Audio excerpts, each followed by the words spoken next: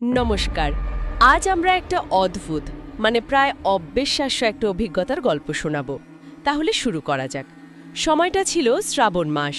কলকাতা জুড়ে সেকি বৃষ্টি, মুষলধারে সকাল থেকে। ঝড়ও হচ্ছিল বেশ। আর এই দুর্যোগের রাতেই গল্পের যে মূল চরিত্র অমিত দাস, তাকে যেতে হবে হাওড়া থেকে কাটোয়া কর্মস্থলে। হ্যাঁ, কাটোয়া স্টেশনে তার পোস্টিং। পরের দিন একেবারে ভোরবেলা থেকে ডিউটি। হ্যাঁ, অমিত তো আসলে রেলেরই স্টেশন মাস্টার। ঠিক। তো সে প্রায় ৩ মাস পরে ছুটিতে বাড়ি এসেছিল। ছুটি শেষ, তাই পরের দিন ভোর ৪টে ডিউটি ধরতেই হবে। যদিও মা কিন্তু একদমই ছাড়তে চাইছিলেন না। না না, মা তো বারবার বলছিলেন, খোকা আজ যাস না, আমার মনটা কেমন করছে। কিন্তু ডিউটি বলে কথা, অমিতের তো যাবার উপায়ও নেই। আগত্যা মায়ের বারণ শুনল না, টিফিন কৌটো ব্যাগ গুছিয়ে নিল, বাবার আশীর্বাদ নিল। আর বাড়ির সামনে যে ক্যাবটা অপেক্ষা করছিল সেটাতে উঠে পড়ল। কিন্তু রাস্তায় বেরিয়েই বুঝল বিপদ। একদিকে বৃষ্টি, তার উপর জল জমে রাস্তায় সে কি জ্যাম। ক্যাব তো এগোতেই চাইছে না প্রায়। অমিত বারবার ঘড়ি দেখছে, ছটফট করছে। 8:30টার কাটোয়ার লোকালটা ধরতে হবে যে, ড্রাইভারকে তাড়া দিচ্ছে। আবার হয়তো মনে মনে নিজের ওপরও একটু বিরক্ত হচ্ছিল এই লাস্ট মিনিটের তাড়াহুড়োর জন্য। অনেক ঝামেলা করে প্রায় দৌড়াতে দৌড়াতেই যখন হাওড়া স্টেশনে পৌঁছলো, তখন তো রাত 9টা বেজে গেছে। হ্যাঁ, স্বাভাবিকভাবেই ভাবছে ট্রেনটা আর নেই। 8:30টার ট্রেন তো। কিন্তু 3 নম্বর প্ল্যাটফর্মে গিয়ে দেখে সে অবাক। আরে 8:30টার কাটোয়া লোকালটা দাঁড়িয়ে আছে। নিজের ঘড়িতে দেখলো তখন 9:25। ট্রেনটা দাঁড়িয়ে আছে, কারণটা কি? সেটাই কারণ জানতে স্টেশন মাস্টারের ঘরের দিকে যেই না এগোচ্ছে, অমনি দেখা পরিচিত টিটি কৌস্তুভ ঘোষালের সাথে। কৌস্তব বাবুই ওকে দেখে এগিয়ে এলেন। জিজ্ঞেস করলেন, আরে অমিত সে, এই দুর্যোগে কোথায় চললে? অমিত ট্রেনটা দেখিয়ে বলল, এই তো স্যার, কাটোয়া লোকালটা দাঁড়িয়ে, কিন্তু ছাড়ছে না কেন বুঝি না। কৌস্তব বাবু তখন আসল খবরটা দিলেন। বললেন, আরে ওটা তো ক্যান্সেল হয়ে গেছে। লিলুয়ার কাছে লাইনে নাকি ধস নেমেছে সাংঘাতিক বৃষ্টিতে। ট্রেনটা শুধু প্ল্যাটফর্মে এনে রেখেছে। অমিত তো শুনেই মাথায় হাত। সে তো তাড়াহুড়োয় মোবাইলে কোনো আপডেট চেকই করেনি। বলল, তাহলে কি হবে স্যার? কাল ভোরে যে আমার ডিউটি। কৌস্তব বাবু একটু ভাবলেন, তারপর বললেন, আচ্ছা, একটা উপায় হতে পারে। রাত 10:30টায় 11 নম্বর প্ল্যাটফর্ম থেকে হাওড়া কাটিহার এক্সপ্রেস ছাড়বে। ও, লং রুটের গাড়ি। হ্যাঁ, কিন্তু কাটোয়ায় থামবে। বললেন ওটাই চলে যাও। অমিত একটু ভরসা পেল, যাক একটা ব্যবস্থা হলো। কিন্তু বাড়িতে তো একটা খবর দেওয়া দরকার। মা নিশ্চয়ই খুব চিন্তা করছেন। মোবাইলটা যেই না বের করেছে, দেখে সুইচড অফ, ব্যাটারি শেষ। কখন যে চার্জ ফুরিয়েছে খেয়ালই করেনি। ব্যাগ থেকে চার্জার বের করলো। স্টেশনের এক কোণে একটা চার্জিং পয়েন্ট খুঁজে ফোনটা চার্জে বসালো। ফোনটা অন করতেই দেখে মা কতবার ফোন করেছেন, অনেক মিসড কল। সঙ্গে সঙ্গে মাকে ফোন করলো। মা ওপার থেকে প্রায় কাঁদো কাঁদো গলায় জিজ্ঞেস করলেন, কিরে তুই ঠিক আছিস, ট্রেন পেলি? অমিত মাকে আশ্বস্ত করল। বলল যে আগের ট্রেনটা ক্যান্সেল হয়েছে বটে, কিন্তু সে অন্য একটা ট্রেনে যাবে, ওই হাওড়া কাটিহার এক্সপ্রেস। মা শুনে বললেন, দেখলি, আমি বলেছিলাম না আমার মন কু ডাকছে, সাবধানে যাস বাবা। ফোন রেখে অমিত ঘড়ি দেখল, 11:11। বাইরে তখনও একই রকম ঝড় বৃষ্টি। ফোনটা খানিকটা চার্জ হয়েছে। ভাবল হেডফোনটা বের করে গান শুনবে। যেই না হেডফোন বের করতে যাবে, ঠিক সেই সময়েই একটা ঘটনা। একজন বয়স্ক ভদ্রলোক পাশ দিয়ে যাচ্ছিলেন, আর নিজের ভেজা ধুতির ভাঁজে পা জড়িয়ে হোঁচট খেয়ে পড়ে গেলেন। হাতে একটা পুটলি মতো ছিল, সেটাও ছিটকে পড়ল। জিনিসপত্র সব এদিক ওদিক। অমিত আর এক মুহূর্তও ভাবেনি, ফোন পকেটে রেখে ছুটে গেল। হাত ধরে বৃদ্ধকে তুলল, ওনার জিনিসপত্র কুড়িয়ে পুটুলিতে ভরে দিল। জিজ্ঞেস করল, আপনি ঠিক আছেন তো দাদু, লাগেনি তো? বৃদ্ধ একটু অপ্রস্তুত, বললেন, না না বাবা, ঠিক আছি, তোমায় অনেক ধন্যবাদ। অমিত বলল, ধন্যবাদ কেন, কিন্তু আপনি এই ঝড় জলে কোথায় যাবেন একা একা? বৃদ্ধ ঠিক পরিষ্কার করে কিছু বলতে চাইলেন না, বললেন নিজেই চলে যেতে পারবেন। অমিত ভাবছে কি করবে। এই সময় আবার কৌস্তুভ বাবুর দেখা। তিনি অমিতকেই খুঁজছিলেন। বললেন, আরে অমিত, তোমায় যে ট্রেনটার কথা বললাম, ওই কাঠিয়ার এক্সপ্রেস। ওটাও মনে হচ্ছে ছাড়তে দেরি করবে। খবর পেলাম 30 মিনিট লেট। তুমি তো একা আছো, চলো প্ল্যাটফর্মে স্টলে গিয়ে এক কাপ চা খাই। চায়ের প্রস্তাব শুনে অমিত একটু ইতস্তত করল, ওই বৃদ্ধ লোকটির জন্য। পেছন ফিরে দেখল বৃদ্ধ মাথা নেড়ে না বলছেন, যেন চা খেতে বারণ করছেন। কিন্তু কৌস্তুভবাবুকে তো আর ফেরানো যায় না। অমিত বলল, আচ্ছা স্যার, আপনি যান, চা নিন। আমি এনাকে একটু 10 নম্বর প্ল্যাটফর্মে পৌঁছে দিয়ে আসছি। বৃদ্ধকে ধরে ধরে 10 নম্বর প্ল্যাটফর্মের দিকে নিয়ে গেল। সেখানে গিয়ে অমিতের একটু কেমন লাগলো। বলল, আপনি 10 নম্বর প্ল্যাটফর্মে কেন? এদিকে তো আজ আর কোনো ট্রেন নেই। শেষ ট্রেন তো 11 নম্বর থেকে ছাড়ার কথা। বৃদ্ধ কেমন যেন একটু হাসলেন, রহস্যময় হাসি। বললেন, বাবা, তোমার যা বয়স। তার চেয়ে বেশি বছর আমি এই ঝড় জলের রাতে ট্রেনে যাতায়াত করেছি। আমি জানি কোথায় ট্রেন আসবে, কোথায় আসবে না। কথাটা শুনে অমিত একটু অবাক হলো। আর ঠিক তারপরেই বৃদ্ধ এমন একটা কথা বললেন যেটা শুনে অমিত রীতিমতো চমকে উঠল। বৃদ্ধ বললেন, তুমি যে ট্রেনটায় যাবে ভাবছো, ওই কাটিয়ার এক্সপ্রেস, সেটাও ছাড়বে না। একটু পরেই দেখবে ক্যান্সেল হয়ে গেছে। তোমায় আজ বাড়ি ফিরে যেতে হবে। অমিত কি বলবে ভাবছে, তার মধ্যেই কৌস্তভবাবু 2 কাপ চা নিয়ে হাজির। বললেন, কি হে অমিত, এখানে দাঁড়িয়ে কি গল্প হচ্ছে? এসো এসো, চা জুড়িয়ে যাচ্ছে। অমিত বৃদ্ধের দিকে একবার তাকালো, তারপর কৌস্তভবাবুর সাথে চায়ের দোকানে গেল। চা খেতে খেতে অমিত কিন্তু আর চোখে বৃদ্ধকে দেখছিল। গায়ে সাদা ফতুয়া, সাদা ধুতি, ভিজে একদম। চেহারাটা বেশ গ্রাম্য ধরনের, কিন্তু কথায় কেমন যেন একটা শিক্ষার ছাপ আছে। তবে কথাগুলো একটু অসংলগ্ন মনে হচ্ছিল অমিতের, মানে কেমন যেন একটু পাগলাটে ধরনের। অমিত মনে মনে ঠিক করল, এই বৃদ্ধের কথায় বিশেষ কান দেবে না। কিছুক্ষণ কৌস্তুভবাবুর সাথে গল্প হলো, তারপর তিনি চলে গেলেন নিজের কাজে। অমিত একটা খালি চেয়ারে বসে রইল, ট্রেনের অপেক্ষা করছে। মিনিট 10 বোধহয় কাটেনি, হঠাৎ গোটা স্টেশন জুড়ে অ্যানাউন্সমেন্ট। ঘোষণা করা হচ্ছে, দুর্যোগপূর্ণ আবহাওয়ার কারণে রাতের শেষ ট্রেন হাওড়া কাটিহার এক্সপ্রেসও বাতিল করা হলো। যাত্রীদের নিরাপদ আশ্রয়ে রাত কাটাতে অনুরোধ করা হচ্ছে। অ্যানাউন্সমেন্টের শেষ হতেই অমিত দেখল সেই বৃদ্ধ ভদ্রলোক তার দিকে তাকিয়ে হাসছেন, মিটিমিটি করে। যেন বলছেন, বলেছিলাম না। অমিতের এবার রাগ হলো না, বরং অবাক হলো, খুব কৌতূহল হলো। বাড়ি ফেরা তো হলোই না, কিন্তু এই লোকটা আগে থেকে জানলো কি করে? সে এগিয়ে গিয়ে জিজ্ঞেস করল, আপনি কি করে জানলেন যে ট্রেনটা ক্যান্সেল হবে? বৃদ্ধ শুধু বললেন, অভিজ্ঞতা বাবা, অভিজ্ঞতা। এই রকম রাতে কোনো ট্রেন ছাড়ে না। এবার তুমি বরং বাড়ি ফিরে যাও, কাল যেও। কিন্তু বৃদ্ধের কথা শেষ হতে না হতেই এক অবিশ্বাস্য কাণ্ড। যে 10 নম্বর প্ল্যাটফর্মে কোনো ট্রেন আসার কথাই নয়, সেই প্ল্যাটফর্মে ঘটাং ঘটাং শব্দ করে একটা ট্রেন এসে দাঁড়ালো। প্ল্যাটফর্মে তখন অমিত আর ওই বৃদ্ধ ছাড়াও জনা 25-30 লোক ছিল। তারাও অবাক হয়ে ট্রেনের দিকে এগিয়ে গেল। অমিত তো কিছুই বুঝতে পারছে না। পাশের একজনকে জিজ্ঞেস করলো, ভাই, এই ট্রেনটা কোথায় যাবে? সেই যাত্রী উল্টে জিজ্ঞেস করলো, আপনি কোথায় যাবেন? অমিত বলল, আমি কাটুয়া যাব।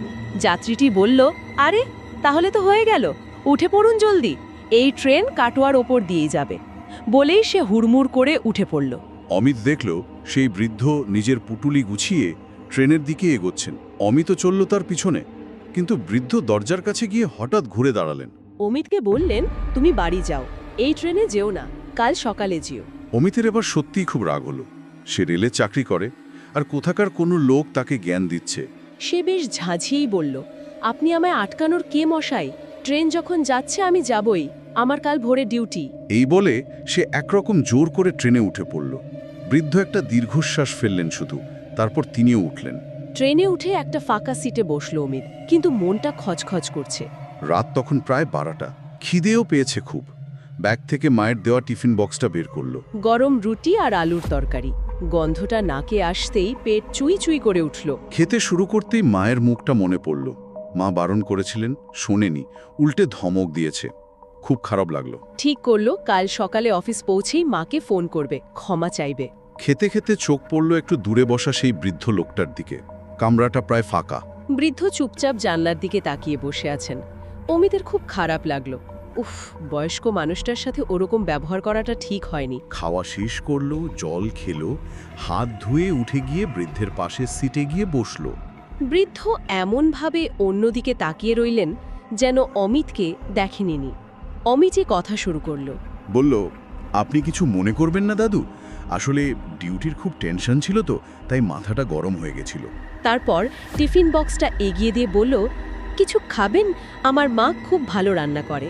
বৃদ্ধ এবার মুখ ফেরালেন, একটা অদ্ভুত শান্ত হাসি হাসলেন।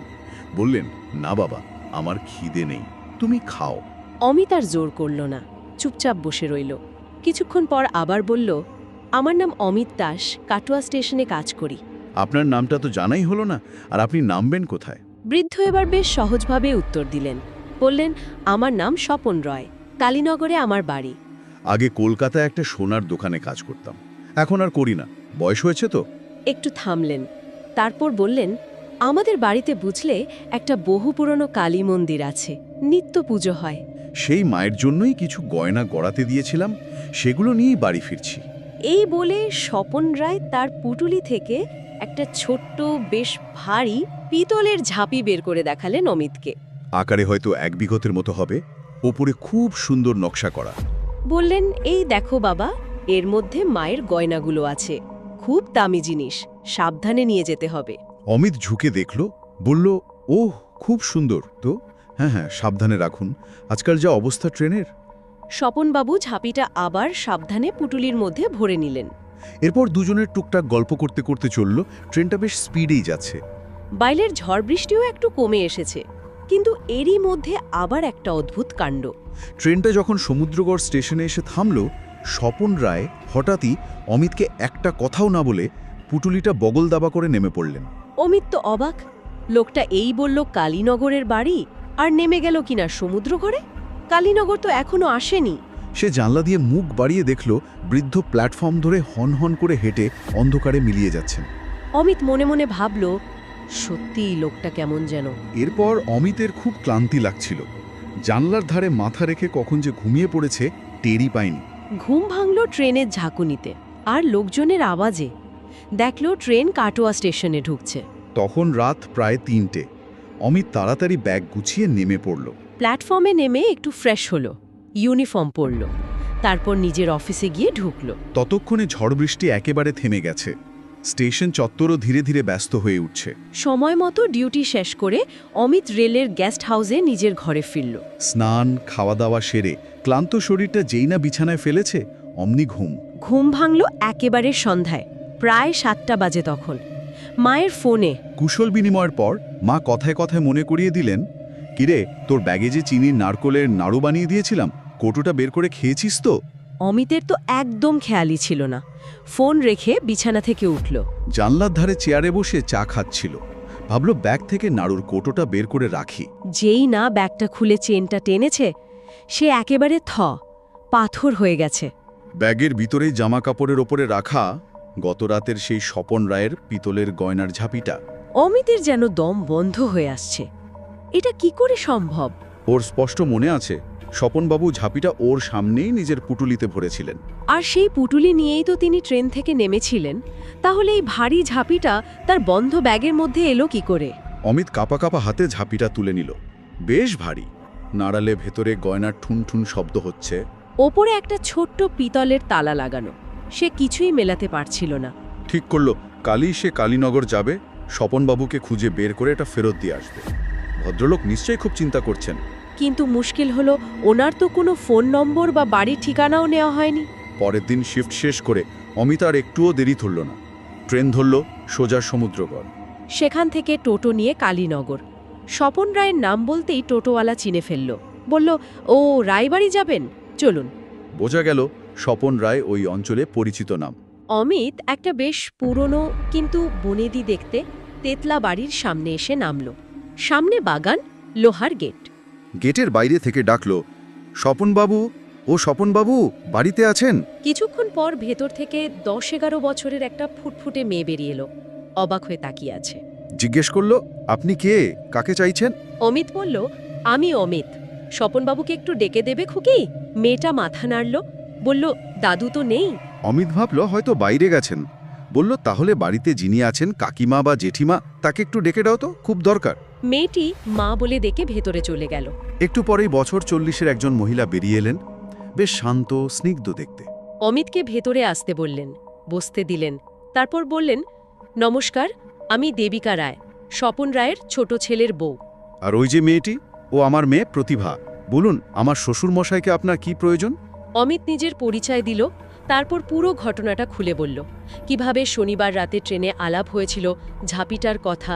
তারপর ব্যাগ থেকে ঝাঁপিটা বের করে দেবিকার হাতে দিয়ে বলল, দেখুন, এই সেই ঝাঁপিটা, এতে আপনাদের মন্দিরের গয়না আছে বলেছিলেন। ভুল করে এটা আমার ব্যাগে চলে এসেছিল। কাল রাতে ব্যাগ খুলে দেখি, তাই আজ ফেরত দিতে এলাম। উনি নিশ্চয়ই খুব চিন্তা করছেন।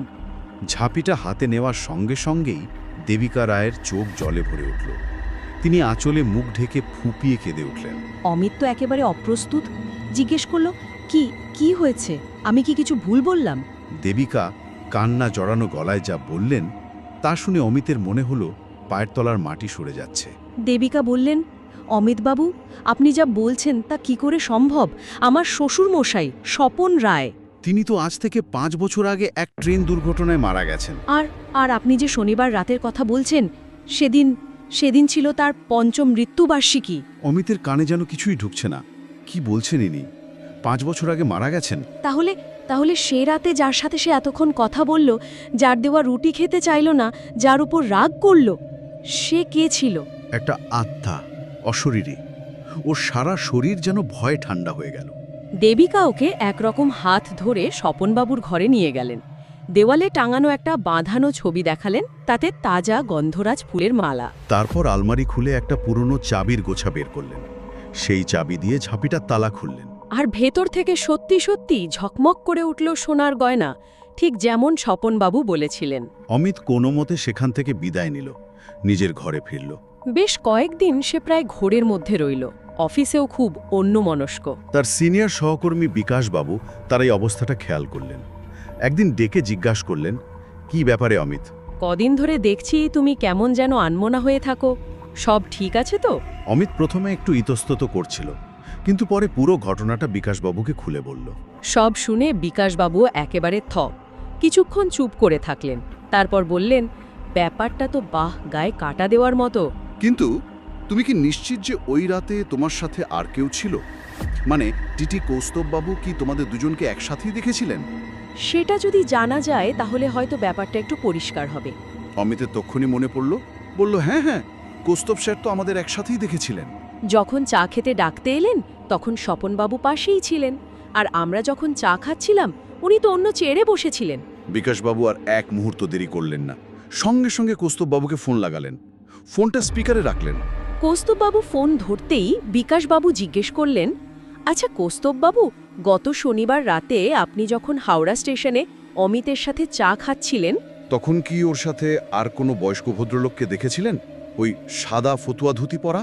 ফোনের ওপার থেকে কৌস্তববাবু যা উত্তর দিলেন তাতে অমিত আর বিকাশবাবু দুজনেই যেন বরফের মতো জমে গেলেন। কৌস্তববাবু বললেন, কই না তো বিকাশবাবু, অমিত তো সেদিন একাই ছিল, আমি তো ওর সাথে কথা বলছিলাম, পাশে তো আর কাউকে দেখিনি। কেন বলুন তো? বিকাশবাবু সংক্ষেপে ঘটনাটা জানালেন। শুনে কৌস্তববাবু আরও অবাক, বললেন, আরে বলছেন কি? এটা তো হতেই পারে না। আর সবচেয়ে বড় কথা, সেদিন দুর্যোগের জন্য সন্ধে 7টার পর হাওড়া থেকে আর কোনো ট্রেনই তো ছাড়েনি। সব ক্যান্সেল হয়ে গিয়েছিল। আমি তো ভাবলাম অমিত নিশ্চয়ই বাড়ি ফিরে গেছে। ও কাটুয়া পৌঁছলো কি করে সেটাই তো আমি বুঝতে পারছি না। বিকাশবাবু ফোনটা রেখে দিলেন। ঘরে তখন পিন পড়লেও শোনা যায় এমন নীরবতা। বিকাশবাবু অমিতকে জিজ্ঞেস করলেন, অমিত, তুমি যে ট্রেনটায় এলে সেটার নম্বর কিছু মনে আছে? অমিত মাথা নাড়ল, বলল, না, শুধু মনে আছে খুব পুরনো ধরনের কামরা ছিল। বিকাশবাবু এরপর অফিসের পুরনো রেকর্ড ঘাঁটতে শুরু করলেন। প্রায় ঘণ্টাখানেক ধরে অনেক ফাইলপত্র নাড়াচাড়া করার পর তিনি একটা ফাইলের দিকে ইশারা করলেন। সেখানে যা লেখা ছিল তা পড়লে বিশ্বাস করা কঠিন। রেকর্ডে লেখা, প্রায় 5 বছর আগে ঠিক ওই রকমই এক ঝড় বৃষ্টির শনিবার রাতে হাওড়া থেকে একটা লোকাল ট্রেন ছাড়ে। কিন্তু মাঝপথে বাজ পড়ে ট্রেনটিতে আগুন লেগে যায় এবং সেটি প্রায় সম্পূর্ণ ভস্মীভূত হয়ে যায়। বহু যাত্রী মারা যান। মৃতদের তালিকায় একজনের নাম স্বপন রায়, বাড়ি কালীনগর। তার আধপোড়া দেহ শনাক্ত করা গেলেও তার সাথে থাকা মূল্যবান গয়নার বাক্স বা অন্য কোনো জিনিসের খোঁজ পাওয়া যায়নি। সবটা মিলিয়ে দেখে বিকাশবাবু একটা দীর্ঘশ্বাস ফেললেন, বললেন, অমিত, আমার যা মনে হচ্ছে সম্ভবত সেই রাতেই স্বপনবাবুর গয়নার বাক্সটা খোয়া যায় বা ছিনতাই হয়, আর তারপরই দুর্ঘটনাটা ঘটে। ওর আত্মা হয়তো এই 5 বছর ধরে অপেক্ষা করছিল একজন সৎ, একজন বিশ্বস্ত মানুষের জন্য, যার মাধ্যমে তিনি মায়ের গয়নাগুলো নিরাপদে বাড়ি পৌঁছে দিতে পারেন। আর ঠিক 5ম মৃত্যুবার্ষিকীর রাতেই তিনি তোমায় খুঁজে পেয়েছিলেন। বিকাশবাবু অমিতের কাঁধে হাত রাখলেন, বললেন, তোমার সাথে যা ঘটেছে তা অলৌকিক, অবিশ্বাস্য। কিন্তু এটা অস্বীকার করারও কোনো উপায় নেই। তুমি এমন এক ঘটনার সাক্ষী হয়ে রইলে যা শুধু গল্পে শোনা যায়। অমিত চুপ করে রইল। তার মুখ দিয়ে কোনো কথা বেরোল না। শুধু মনে মনে ভাবল, এই পৃথিবীতে যেখানে মানুষ মানুষকে সহজে বিশ্বাস করে না, সেখানে একজন মৃত ব্যক্তির আত্মা তাকে এতটা বিশ্বাস করল। তার উপর ভরসা করে এমন একটা গুরু দায়িত্ব দিল, এটাই হয়তো তার জীবনের সবচেয়ে বড় পাওয়া। সে মনে মনে স্বপনবাবুকে ধন্যবাদ জানালো তাকে এতটা বিশ্বাস করার জন্য। সত্যি কি আশ্চর্য এক অভিজ্ঞতা। হয়তো অমিতের মনেও এই প্রশ্নটাই বারবার ঘুরপাক খাচ্ছিল, কেন হাজার হাজার মানুষের মধ্যে সেই অতৃপ্ত আত্মার তাকেই বেছে নিল তার শেষ ইচ্ছেটা পূরণ করার জন্য? এই যে অলৌকিক বিশ্বাস, এটাই কি তাহলে সেই অদ্ভুত, সেই ভুতুরে ট্রেন যাত্রার আসল প্রাপ্তি ছিল? কে জানে।